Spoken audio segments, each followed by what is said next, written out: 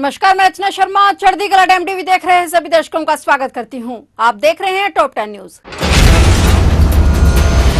प्रधानमंत्री नरेंद्र मोदी इस दिवाली गोवा तट पर भारतीय नौसेना के जवानों के साथ मनाने पहुंचे। सशस्त्र बलों के जवानों के साथ दिवाली मनाने की परंपरा को जारी रखते हुए प्रधानमंत्री नरेंद्र मोदी ने कारवार के तट पर आईएनएस विक्रांत का दौरा किया और इस दौरान पीएम मोदी ने जवानों को भी संबोधित किया। बता दें कि 2014 से प्रधानमंत्री पद का कार्यभार संभालने के बाद से पीएम मोदी लगातार सशस्त्र बलों के जवानों के साथ दिवाली मनाते रहे हैं। प्रधानमंत्री मोदी ने कहा कि दीपावली के पर्व पर हर किसी को अपने परिवार के बीच दिवाली मनाने का मन करता है। मुझे भी मेरे परिवारजनों के बीच दिवाली मनाने की आदत हो गई है और इसलिए आप जो मेरे परिवारजन हैं उनके बीच में दिवाली मनाने चला जाता हूँ। इससे पहले पीएम मोदी ने देशवासियों को दीपावली की शुभकामनाएं दी।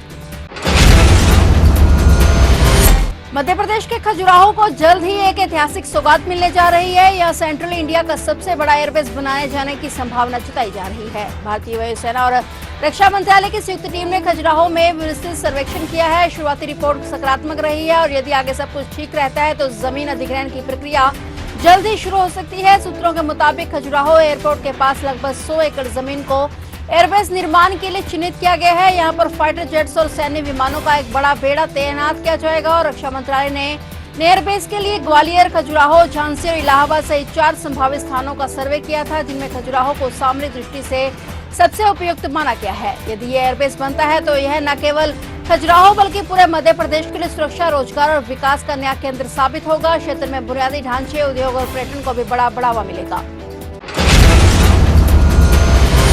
चीन से एक बड़ी खबर सामने आई है, जहां हांगकांग एयरपोर्ट पर सोमवार तड़के एक हवाई हादसा हो गया। यह हादसा तब हुआ जब एक कार्गो विमान हांगकांग इंटरनेशनल एयरपोर्ट पर लैंडिंग के दौरान रनवे से फिसलकर समुद्र में चला गया। इस हादसे में 2 लोगों की मौत हो गई, जबकि विमान में सवार 4 क्रू मेंबर्स को सुरक्षित निकालकर अस्पताल में भर्ती कराया गया। बता दें गया है बोइंग 747 कार्गो विमान तुर्की की एसीटी एयरलाइंस द्वारा उड़ाया जा रहा था और दुबई के अल मक्तूम इंटरनेशनल एयरपोर्ट से उड़ान भरकर हांगकांग पहुंचा था। यह विमान एमिरेट्स एयरलाइंस से वेट लीज पर लिया गया था और यानी विमान के साथ पायलट, क्रू, मेंटेनेंस और बीमा भी एसीटी एयरलाइंस ही संभाल रही थी। अमेरिकी राष्ट्रपति डोनाल्ड ट्रंप ने एक बार फिर भारत पर तीखा हमला बोलते हुए चेतावनी दी है कि अगर भारत रूसी तेल खरीदना जारी रखता है तो उसे भारी टैरिफ का सामना करना पड़ सकता है। पत्रकारों से बातचीत करते हुए ट्रंप ने फिर दावा किया है कि प्रधानमंत्री नरेंद्र मोदी ने उन्हें व्यक्तिगत रूप से आश्वासन दिया है कि भारत मॉस्को से कच्चे तेल का आयात बंद कर देगा। ट्रंप ने कहा कि अगर भारत रूस से तेल खरीदना बंद नहीं करेगा तो उसे भारी चुकाने रहने पड़ेगा और उन्होंने कहा कि वे भारत ऐसा नहीं करना चाहता। और ट्रंप रूस से तेल खरीदने को लेकर भारत की हालिया टिप्पणियों के बारे में पूछे गए एक सवाल का जवाब दे रहे थे।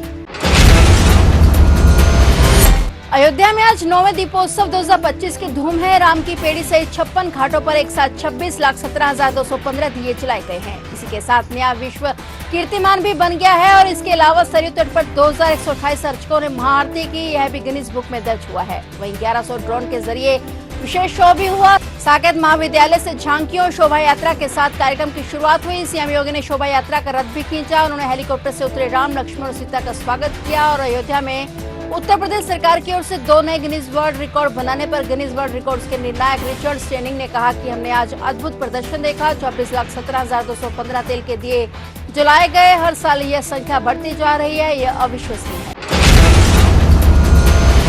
प्रधानमंत्री नरेंद्र मोदी 25 नवंबर को गीता जयंती महोत्सव के अवसर पर हरियाणा के कुरुक्षेत्र दौरे पर हैं। इस दौरान वह राज्य को करोड़ों रुपए की विकास परियोजनाओं की सौगात भी देंगे। इससे पहले हरियाणा सरकार के 1 वर्ष पूरे होने के उपलक्ष्य में 17 अक्टूबर को सोनीपत में पीएम मोदी की रैली प्रस्तावित थी, लेकिन वरिष्ठ आईपीएस अधिकारी वाई पूर्ण कुमार की आत्महत्या से उपजे हालात के चलते ये कार्यक्रम रद्द कर दिया गया था। कार्यक्रम रद्द होने के बाद मुख्यमंत्री नायब सिंह सैनी ने प्रधानमंत्री से दोबारा समय मांगा और इसके बाद 18 अक्टूबर को पटना में केंद्रीय गृह मंत्री अमित शाह से मुलाकात के दौरान भी इस दौरे को लेकर चर्चा की गई। सोनीपत में प्रस्तावित रैली की सभी तैयारियां पूरी कर ली गई थी। राज्य सरकार इसे अपने 1 वर्ष की उपलब्धियों का उत्सव मनाना चाहते थे, जिसमें सभी सरकारी योजनाओं की प्रदर्शनी भी लगाई जानी थी। पिछले 1 वर्ष में प्रधानमंत्री नरेंद्र मोदी का यह हरियाणा का तीसरा दौरा होगा। कुरुक्षेत्र में गीता जयंती कार्यक्रम में उनका आगमन होने को है।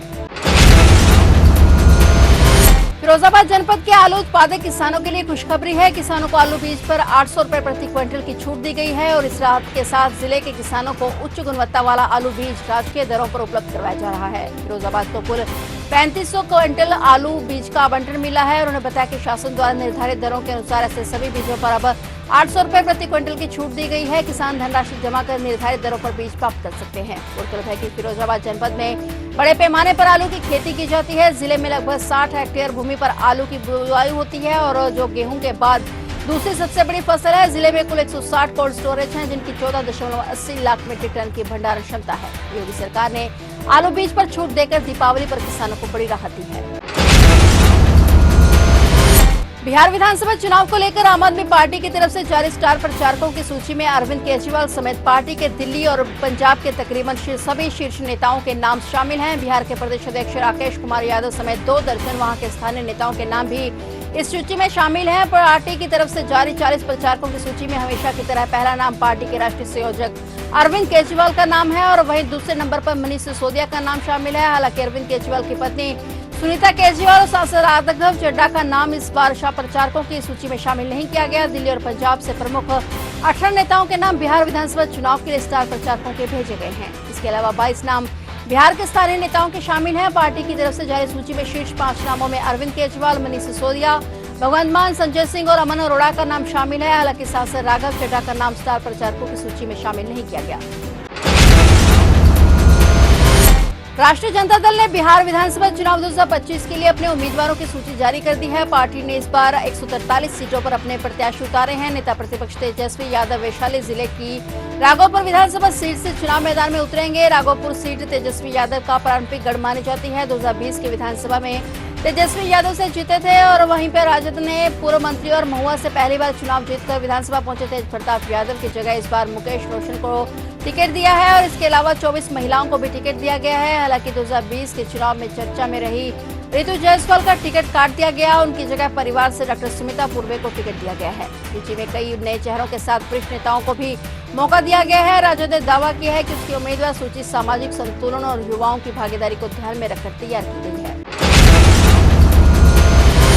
दिवाली पर चंडीगढ़ में सख्त एडवाइजरी जारी है। दिवाली पर प्रदूषण नियंत्रण के लिए केंद्र शासित प्रदेश प्रशासन ने कड़े कदम उठाए हैं। शहर में लोगों को सिर्फ ग्रीन पटाखे चलाने की अनुमति होगी। वह भी रात 8 बजे से 10 बजे के बीच ही पटाखे चलाने की इजाजत मिली है। प्रशासन ने इसके लिए विशेष दिशा निर्देश जारी किए हैं और सभी थाना प्रभारियों को कड़ी निगरानी रखने के भी आदेश दिए हैं। रात 10 बजे के बाद पटाखे चलाने वालों पर कार्रवाई के भी निर्देश दिए गए हैं। गौरतलब है कि दिवाली से पहले ही चंडीगढ़ की हवा में प्रदूषण का असर दिखने लगा है। रविवार दोपहर 1:30 पर सेक्टर 22 के आसपास वायु गुणवत्ता सूचकांक 240 तक पहुंच गया, जो खराब श्रेणी में आता है। बाजारों में बढ़ती भीड़ और वाहनों की लगातार आवाजाही ने स्थिति को और बिगाड़ दिया है, जबकि सेक्टर 25 और 53 जैसे इलाकों में 100 से नीचे दर्ज किया गया है।